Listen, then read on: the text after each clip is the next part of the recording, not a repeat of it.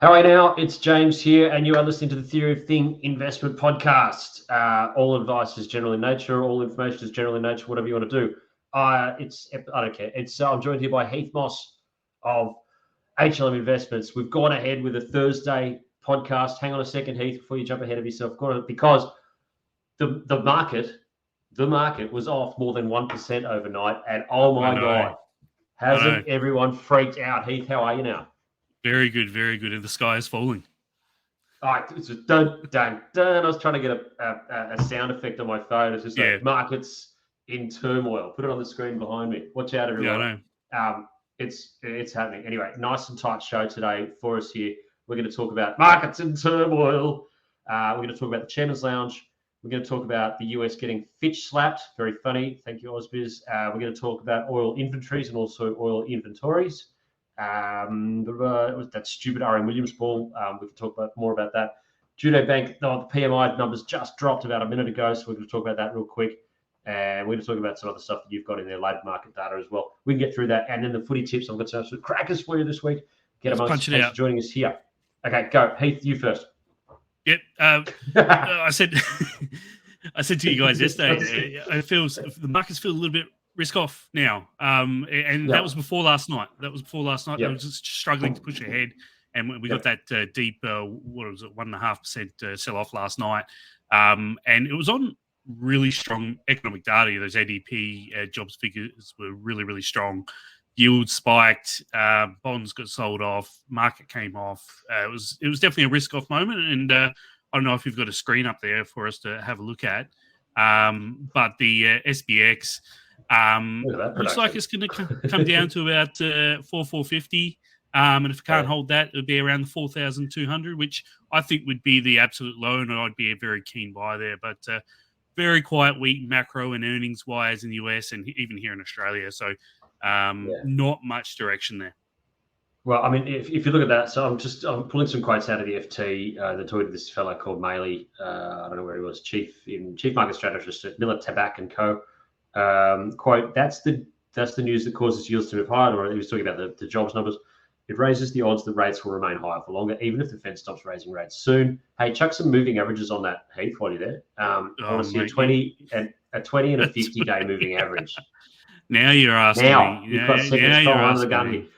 When the 10-year yield, when the 10-year yield was above 4%, this is the thing that really that resonates with me. When the 10-year yield was above 4% back last year, the stock market was 20% lower. So I've got the 9 and 21. Got a 9 and 21 up. 9 and 21. I said a 20. That's on. The yield. I'll put it back on the SBX. There we go. Just making stuff up now. You just okay. Yeah. 20-day and a 50-day moving average on that. No, 9-day and 20-day. Can you do what I ask you, please? Or you just want to just go rogue there, pal? That's all right. Yeah, I do. Don't forget who's got the subscription. Don't forget who's. I'm getting up. Right. Yes, there we go. There we go. The green line is the green line here is the 50-day. Mate, it's still miles away from the 50. It's only just touched the 20, I thought, before what I'd seen. Yeah. Depending on where you shake it, so it's not super panicky. I'm okay with it. It's so what he says. He continues the quote. Says, it was 20% lower last year when yields were at 4. Yes. Therefore, it's going to be very tough for this expensive stock market to keep rallying in the same way that it's done so far this year. If you have that same sort of where yields are, where the market is, everything like that, it's jumped 20%, and there's been no real reduction in yields. It's just that expectation of it. So it's gone in spite of that higher hurdle rate that you've got for everything, and the higher cost of funds, and the higher all of these things that is the cost of debt and how much you repay, and all those things that have to happen. It's just got to catch up. The trading advice, the general advice that I would give right now is going to be, first off, last month was one of my better performing months of my entire career, because I had sort of everyone in just a buy and hold sort of situation, a do nothing thing. It was a sensational thing and a great farewell to my time here running an MDA at VFS just before I go to Shores. It's going to be quite advantageous for me to go to Shore and stockbroking with the market being off a little bit. Give me some really good buying entries for people that are going in there. So fingers crossed. But, I'd rather it went up. The other one that I'm talking about is the flight to quality.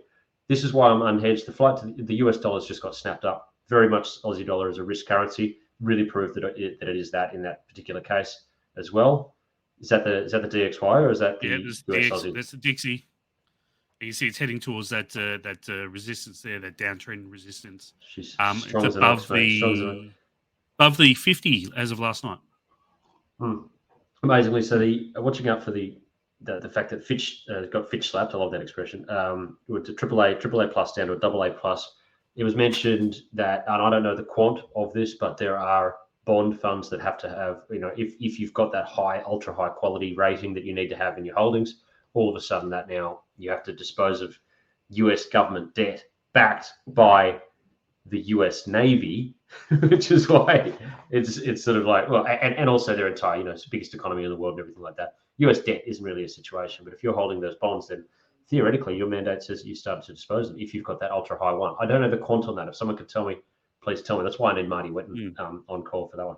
All right, what else we got going? How far into this? We're 6 minutes in. We got 10 minutes go. Okay, beautiful. Let's talk about the Australian market just very quickly. While you're pulling that up, I'm just going to give you the headlines out of the services numbers that just dropped. S&P Global Judo Bank Financial Final Services PMI for July 2023. Services is 47.9, tumbling into contraction from 50.3 in June. Yep. Third monthly fall, if you're German, in the services activity index. Biggest monthly fall since the start of the RBA's tightening cycle in May 2022, which they held off because of the election, Heath.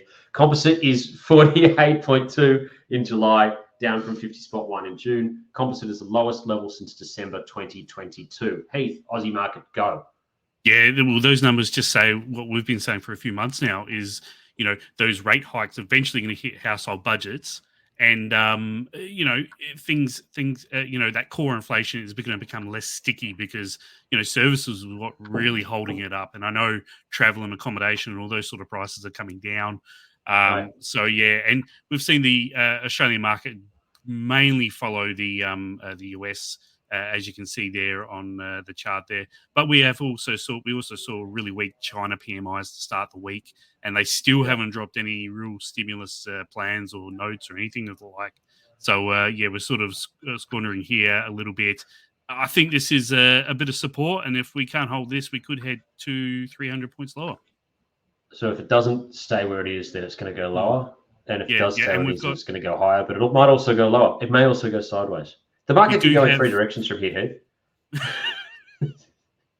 Pick one of three. We do have earnings starting. The bulk of earnings starting next week with Commonwealth Bank, Suncorp, QBE, etc. shoved in there as well. So the real stuff starts next week. We've had a few smaller earnings come out, but nothing of major note apart from Rio.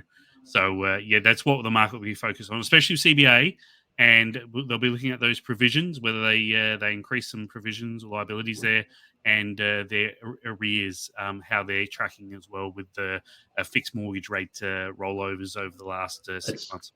The first page I'm going to go to, and Pete Wargent is always amazing at pulling this up, is going and checking the 90-day arrears. That's 90-day, 30-day, whatever it is. 90-day. You know me. I'm an arrears man, and always have been. The Rear Admiral at your service one more time. So what else we got here? So according to the Property Council of Australia, this just dropped by CommSec. I wish I could just drop that into the... Anyway, according to the Property Council of Australia, the national CBD office vacancy rate rose to 12.8% in the first half of 2023 to levels not seen since the 1990s. God, that was a good time to be alive, wasn't it? Fantastic. Here, I'm going to try and chuck this. I'm going to screen share. Go for it. Screen share our little prep doc that we've got. Boom. Shared. Look at that. Beautiful. That's technology. Okay. All this is for people who are listening is just a chart showing that there's a massive downturn in office vacancies. We tried to tell them. Colgo shot back on this one on the chat. He just went, we told him, we spent so long as the VIP show just saying, guys, it's cactus. I cannot be any more bearish for now on vacant on commercial real estate. Property. Yeah, and it's not as bad. It's not as bad here as it is in the US, especially in the likes of New York, where it's only their office space is only 50% occupied, and same with Silicon Valley.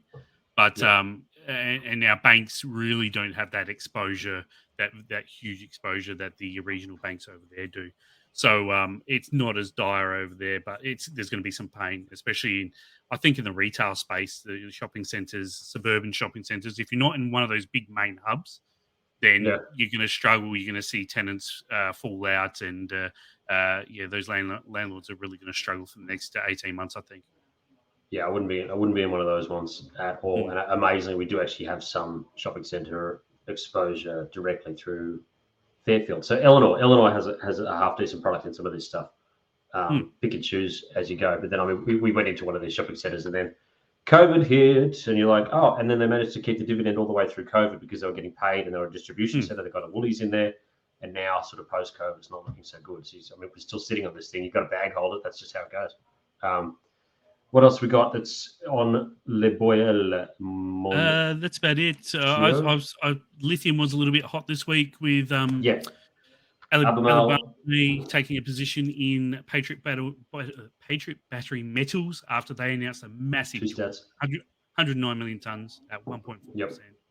I think Alabama drop their Liontown, take over, move over to Patriot Battery Metals, get the same size resource basically for half the price.